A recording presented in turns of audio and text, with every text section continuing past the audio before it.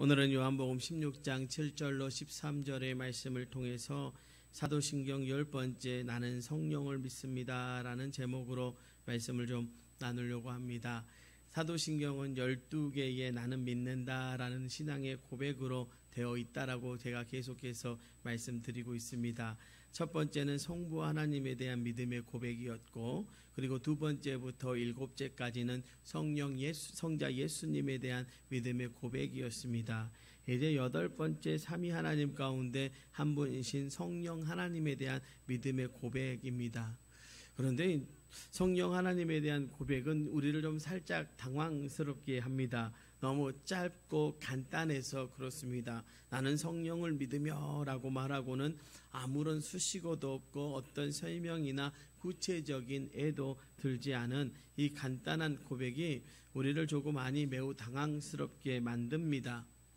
성자 예수님에 대해서 6가지로 그렇게 구체적으로 고백했는데 왜 성령 하나님에 대해서는 이렇게 간단하게 끝내는 것일까요? 사도신경에 대한 어떤 강해를 보니 당시 그리스도론 즉 기독론에 대해서는 아주 문제가 많았기에 그것은 비교적 자세히 구체적으로 고백하게 했지만 성령님에 대해서는 신학적으로 정립된 것이 없어서 이렇게 간단하게 언급만 한 것이라고 설명되어 있었습니다. 솔직히 이 강의의 내용이 더 당혹스럽습니다. 이런 설명은 오히려 성령님을 2번 죽이는 것과 같지요. 우리는 성령 하나님에 대한 이 신앙 고백에 대해 당황할 필요가 없습니다. 이 고백은 절대로 성령 하나님을 상대적으로 무시한 것이 아니기 때문입니다. 나는 성령을 믿으며 라는 이 고백은 결코 성령 하나님이 계시다는 것, 즉 성령 하나님의 존재에 대한 믿음의 고백이 아니기 때문입니다. 물론 성부 하나님과 성자 예수님에 대한 신앙의 고백도 단지 하나님의 존재를 믿는다는 고백만은 아니지만 특히 성령 하나님에 대한 고백은 절대로 성령의 존재를 믿는다는 것이 아닌 성령 하나님의 사역, 그 역사하심을 믿는다는 고백인 것입니다. 그러므로 엄밀하게 말해서 성령 하나님에 대한 신앙의 고백은 나는 성령을 믿으며 라는 이 8번째 고백으로 끝나지 않습니다. 뒤이어 나오는 4개의 고백, 즉 거룩한 공교회와 성도의 교제와 죄를 용서받는 것과 몸의 부활과 영생을 믿습니다라는 이 고백이 성령을 믿는다는 신앙 고백의 구체적인 내용으로 설명되고 있는 것입니다. 물론 마지막 4 고백, 교회와 성도에 대한 믿음의 고백으로 따로 분류할 수 있지만 바로 그 4개의 고백이 엄밀하게 말하면 성령님의 사역으로 볼 수 있다는 것입니다. 이것이 확실하다고 볼 수 있는 것은 사도신경의 라틴어 원문을 보면 나는 성령을 믿으며 라는 고백에서 크레도를 사용하고 나서 이어지는 고백들은 모두 쉼표로 연결하고 있습니다. 즉 성령을 믿는다는 것에 계속 이어지는 신앙의 고백이라는 것입니다.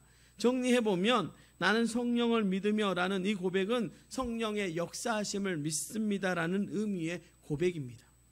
그리고 이것은 그런 성령의 역사가 있다는 것을 믿는다는 고백이 아니라 그 역사하심이 우리 가운데 있음을 믿으며 그 역사하심은 우리가 이 세상에서 성도로 살아갈 수 있음을 믿으며 그래서 그 역사하심을 정말로 사모합니다라는 신앙의 고백인 것입니다. 그렇다면 성령의 역사하심이란 구체적으로 무엇일까요? 한두 마디로 정의할 수 없지만 성경에 나오는 성령의 역사하심에 대한 말씀들을 보면 특히 예수 그리스도가 증언하신 성령님에 대한 말씀을 보면 성령의 주된 역사하심은 다음에 3가지로 말씀드릴 수 있습니다. 먼저요, 성령님은 관계를 맺어 주십니다. 고린도전서 12장 3절의 말씀으로 그러므로 내가 너희에게 알리노니 하나님의 영으로 말하는 자는 누구든지 예수를 저주할 자라 하지 아니하고 또 성령으로 아니하고는 누구든지 예수를 주시라 할 수 없느니라.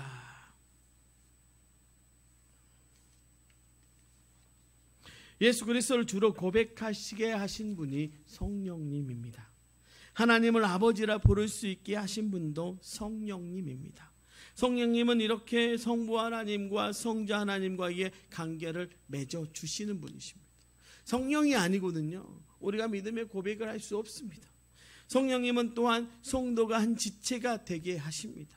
그래서 한 가족, 한 공동체를 이루게 하십니다. 성도 사이에 아름다운 교제, 즉 코이노니아가 가능하게 하시는 분이 바로 성령님이십니다. 그렇습니다. 성령님의 역사심 가운데 가장 중요한 것은 바로 관계를 맺어 주시는 것이라. 제가 그런 말씀 드렸죠. 제가 한 20년 이제 목회해 보니까 교회 문턱 넘는 게 어려워요, 쉬워요? 우리는 쉽지만 믿지 않는 사람들은 어려워요. 교회 문턱 한번 넘는 게요, 되게 어려워요. 그런데 그 문턱을 누가 넘게 하셔요? 성령님이 넘게 하십니다. 여러분의 입술로 예수를 구주라고 고백하게 하시는 분이 누구세요? 성령님입니다. 성령님이 아니면 절대로 우리는 고백할 수 없습니다. 제가 단기 선교 나가면 선교지의 선교사님들, 그 다음에 선교지에서 만나는 성도들 만나면요, 그분들에게 예수를 구주로 아니 말은 쉬워요. 말은 너무 쉽게 합니다. 그런데 진짜 신앙 고백을 딱 시키고 영접 기도를 딱 하려고 하면 머뭇대요. 두렵다는 거예요. 특히 이슬람교 지역에서는요, 두려워서 그 고백을 못합니다. 왜 못해요? 이슬람교 지역에서 내가 예수를 믿는다라고 하는 것은요, 내가 가족으로부터 내가 빠져나오는 것이고 내가 가족의 일원으로서 완전히 삭제되어지는 것을 의미하거든요. 모든 관계가 깨어집니다. 그러니까 새로운 관계를 맺어야 되는데 그 새로운 관계가 되려면 예수 그리스도를 구주로 고백해야 되지 않습니까? 그러니까 이 고백을 하는 것이 너무 어려워요. 그래서 제가 그때 깨달았어요. 야, 고백이라고 하는 것, 교회의 문턱을 넘는 것, 정말로 성령 하나님이 아니면 할 수 없다라고 하는 것이죠.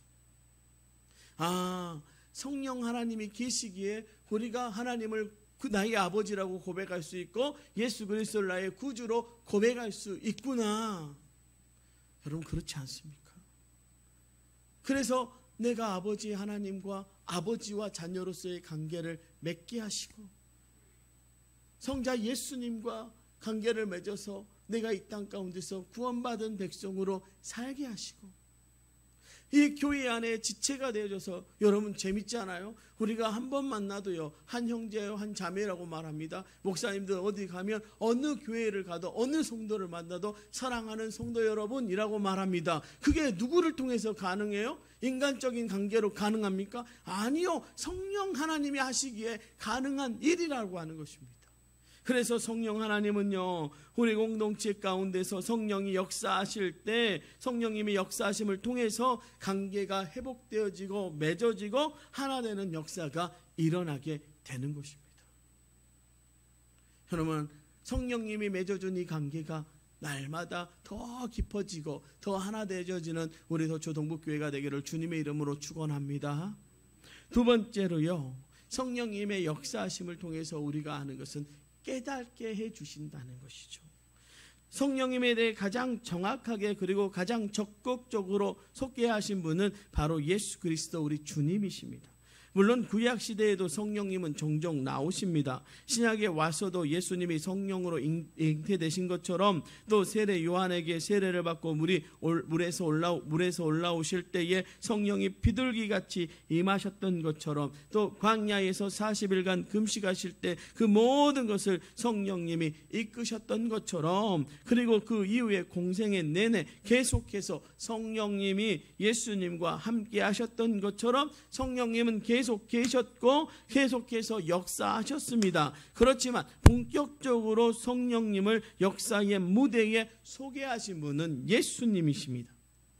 마치 당신의 구속사역을 마무리하고 배턴을 넘기듯이 당신의 제자들에게 성령님을 소개하신 것이 오늘 본문 7절에 잘 표현되어 있습니다. 그러나 내가 너희에게 실상을 말하노니 내가 떠나는 것이 너희에게 유익이라. 내가 떠나가지 아니하면 보혜사가 너희에게로 오시지 아니할 것이요 가면 내가 너희에게 보내리니. 그런데 예수 그리스도가 당신의 뒤를 이어서 사역할 성령님을 소개하면서 그분의 사역 가운데 매우 강조하시는 것이 있었습니다. 이어지는 8절의 말씀인데요, 그가 와서 죄에 대하여 의에 대하여 심판에 대하여 세상을 책망하시리라. 여기에서 책망하다라는 말의 헬라어는 엘렌코라고 하는 단어를 쓰는데요. 이는 드러내다, 폭로하다라는 뜻이 있습니다. 이것을 한글 성경에서 책망하다라고 번역한 것입니다. 그렇지만 제가 볼 때 또 많은 목사님들이 이 부분의 번역은 조금 잘못되었다라고 말씀하십니다. 책망하다라는 단어 안에는요, 야단맞고 혼나다라는 의미가 들어있기 때문에 그렇습니다. 우리가 책망하다 그러면 약간 그런 느낌이 있지 않습니까? 이에 말씀에서 이 엘렌코의 정확한 의미는 깨닫게 하다는 것입니다.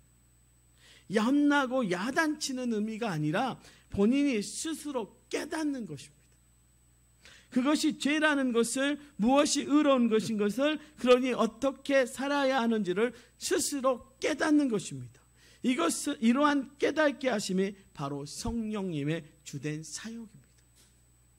엘렉틱스라는 것이 있습니다. 이것은 네덜란드 개혁주의 선교신학자 바빙크라고 하는 사람이 그의 명저인 선교학 개론에서 말한 선교적인 용어와 이론인데요. 이는 선교사역은 무엇보다 복음이 없는 이방 땅에 가서 그들이 그동안 익숙하게 여겼던 그 모든 것이 죄임을, 무의미하고 헛된 것임을 복음의 진리로 깨닫게 해야 한다는 것입니다. 아주 탁월한 통찰이죠. 이 엘렌틱스가 바로 요한복음 16장 8절, 오늘 본문 8절에 나오는 엘렌코, 즉 성령님의 중요한 사역 가운데 하나인 깨닫게 하심에서 온 것입니다. 그렇습니다. 성령님은 깨닫게 하시는 분입니다. 죄를 깨닫게 하시고 의와 심판에 대해 깨닫게 하시는 분. 그렇지만 성령님은 단지 잘못된 것만을 깨닫게 하시는 것이 아니라 진리 자체를 깨닫게 하십니다. 오늘 본문에 있는 13절에 이렇게 말씀하시죠. 그러나 진리의 성령이 오시면 그가 너희를 모든 진리 가운데로 인도하시리니 그가 스스로 말하지 않고 오직 들은 것을 말하며 장래의 일에 대하여 너희에게 알리시리라. 여러분, 성령님은 진리의 성령이십니다. 그래서 진리를 깨닫게 하시는 것입니다. 구체적으로 말씀을 깨닫게 하십니다. 하나님의 마음을 깨닫게 하십니다. 하나님의 사랑을 깨닫게 하십니다. 저주라고 속삭이는 마귀의 속임수를 걷어내고 여전히 사랑한다라고 하시는 그 진리를 깨닫게 하시는 것입니다. 성령님이 깨닫게 하지 않으시면요, 우리는 말씀의 깊은 의미와 진리를 알 수 없습니다. 또한 성령님이 깨닫게 하지 않으시면요, 우리는 말씀이 하나님의 살아있는 음성으로 역사하시는 은혜를 누릴 수가 없습니다. 우리는 성령님이 깨닫게 하시는 은혜를 반드시 받아야 하는 것입니다. 여러분, 내가 잘못된 길로 가고 있는지 성령님이 깨닫게 하시고요. 여러분, 놀랍지 않습니까? 한국 교회가 부흥했던 역사 가운데 성령의 역사로 깨닫게 하시는 게 뭐였어요? 죄의 고백이었습니다. 죄의 고백 이후에 뭘 깨닫게 하셨어요? 우리가 복된 인생이라고 하는 것을, 복된 축복받은 인생, 하나님을 아바 아버지라고 부를 수 있는 하나님의 자녀라는 것을 깨닫게 하시는 분이 성령님이셔요. 여러분, 우리 교회가 이 땅에 세워진 분명한 뜻을 밝혀주시고 깨닫게 하시는 분이 성령님이십니다. 그러니 그 성령님의 역사를 우리는 날마다, 그 은혜를 날마다 경험하면서 우리가 어떤 존재로 이 땅 가운데 살아가야 하고 진리는 어떻게 우리를 인도해 가는지를 깨달아서 그 깨달음을 따라 살아가야 할 줄로 믿습니다. 제가 맨날 여기서 설교해도요, 이 설교가 하나님의 음성으로 듣게 하시는 분이 바로 성령 하나님이십니다. 그러니 여러분, 날마다 성령의 충만함을 구해야 하고 성령께서 깨닫게 하심을 여러분 날마다 기도해야 할 줄로 믿습니다. 그 깨달음을 통해서 진리의 길, 복된 길로 걸어가는 저와 여러분 되시기를 주님의 이름으로 축원합니다. 마지막으로 성령의 사역은요, 회복입니다. 회복.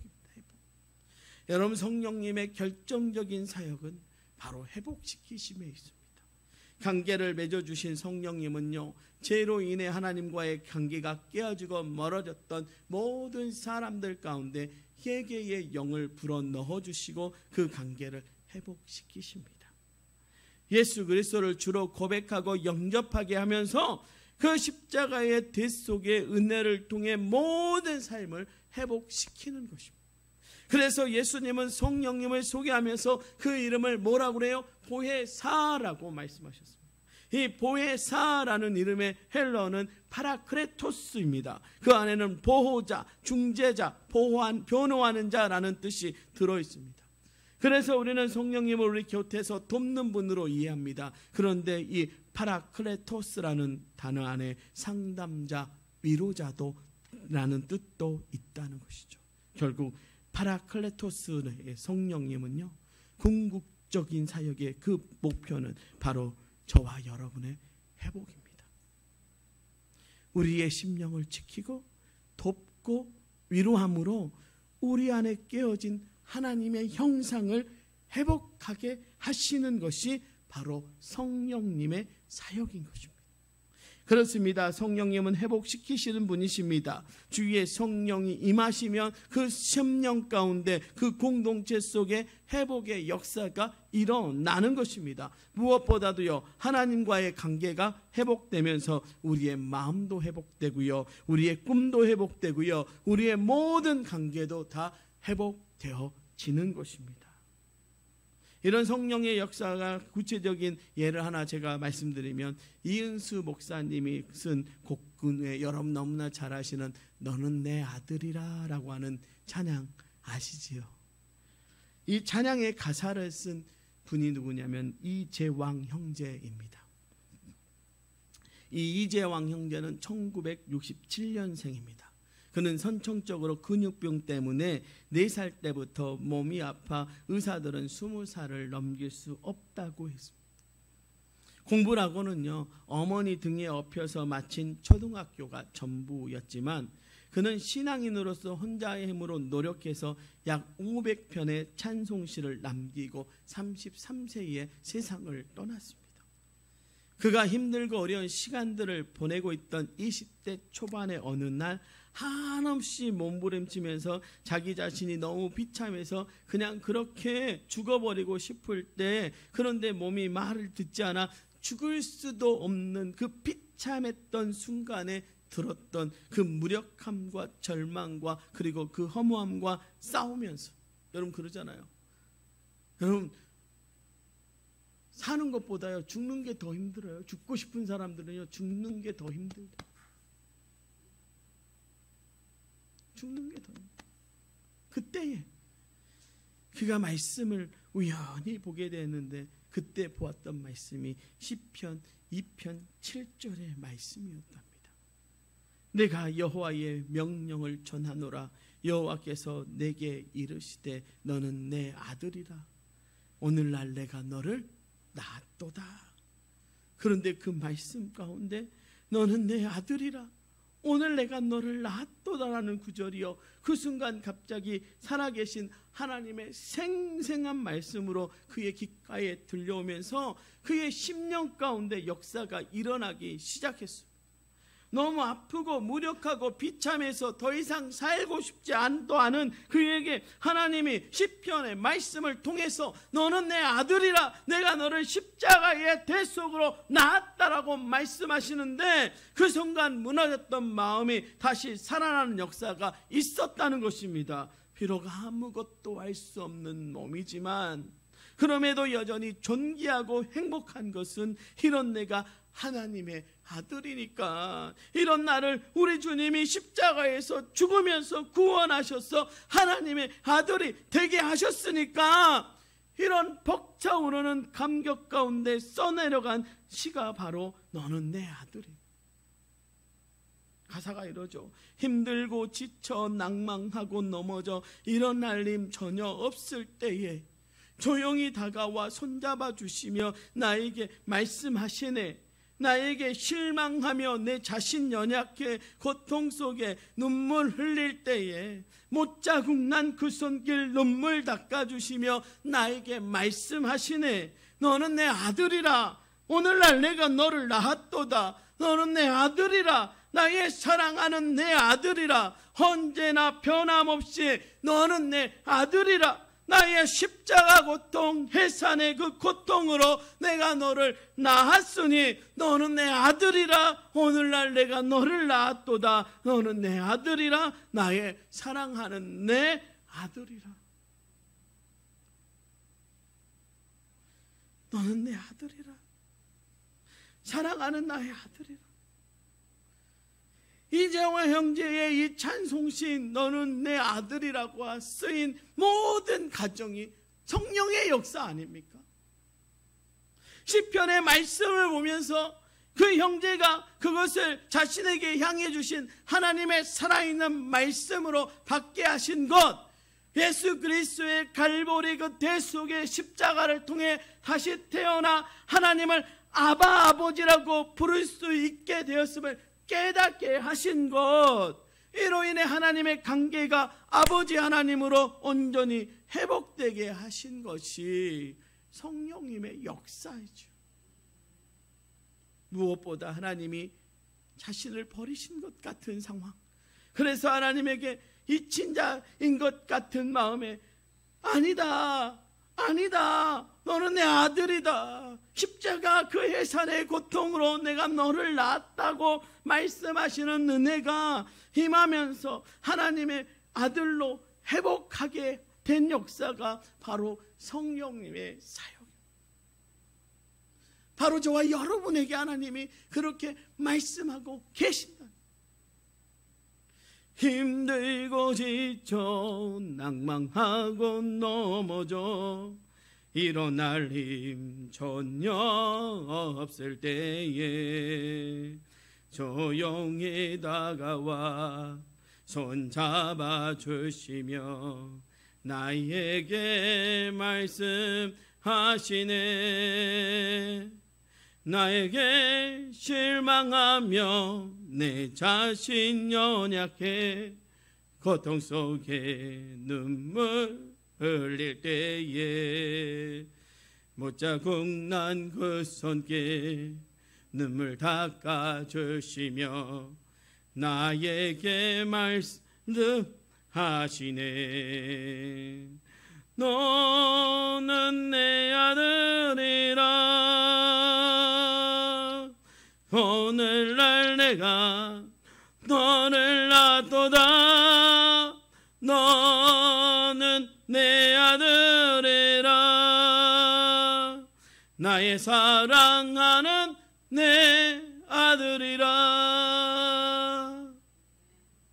그 형제에게만 우리 성령님은 그렇게 회복하라고 말씀하시는 것이 아니라 이 코로나의 이 폭풍같이 다시 몰려드는 코로나의 아픔 속에서, 아니면 세상의 아픔 속에서 세상의 육체에 고난당하며 슬퍼하고 좌절하고 있는, 어쩌면 세상의 파도에 휩쓸려 나는 아무것도 할 수 없다라고 좌절하고 있는, 아니면 내 삶, 내 기업의 일에 지쳐서 나 힘들어요, 아이고 못 해먹겠네 하고 있는 저와 여러분에게, 아니면 때로는 인간관계 속에서 어떤 사람에게 상처받아서 쓰러져 주저앉아 있는 여러분의 가운데 우리 주님은 말씀하십니다. 너는 내 아들이야. 너는 내 딸이란다. 내가 낳았는데, 내가 십자가의 그 해산의 고통으로 낳았는데 라고 말씀하시면서 깨닫게 하시는 그 성령님을 통해서 우리 주님은 여러분을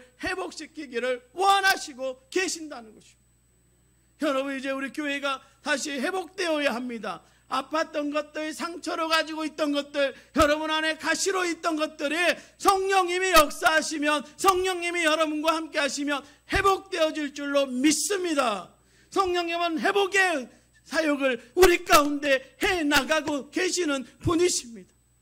그분이 여러분과 함께 하시는데, 그분이 여러분을 깨닫게 하시는데, 그분이 여러분 가운데 계시는데, 여러분 가운데 충만하게 임하고 계신다면 우리는 그것을 통해서 회복되어야 할 줄로 믿습니다.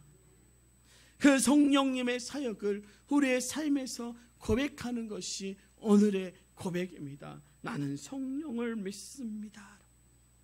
나는 성령을 믿습니다라고 하는 것을 통해서 나는 하나님이 나의 아버지이심을 믿고 예수 그리스도가 내 구주이심을 믿고 내 옆에 내 앞에 내 뒤에 있는 이 지체들이 나의 형제이고 나의 자매임을 믿습니다라고 고백하는 것이고, 이 교회가 당신이 세운 교회임을 고백합니다라고 성령이 깨닫게 하시고 내가 제 가운데 가지 않도록 깨닫게 하셔서 당신 앞으로 다시 부르시는 것이 성령님의 사역이고, 우리로 하여금 이 땅에 하나님의 자녀 복된 인생 형통함의 복을 누리며 이 땅 가운데 살아가야 할 존재임을 깨닫게 하시는 분이 성령님이시고, 이 땅의 풍파에 휩쓸리지 말고, 이 땅이 주는 두려움에 두려워하지 말고, 이 땅이 주는 아픔에 아파하지 말고, 사단 마귀 너희를 넘어뜨리려고 하는 그 공격함에 너희들 좌절하지 말고 낭망하지 말고 내가 회복시켜 줄게라고 말씀하시며 우리 가운데 역사하시는 그 역사하심에 놀라운 은혜를 베푸시는 분이 성령님임을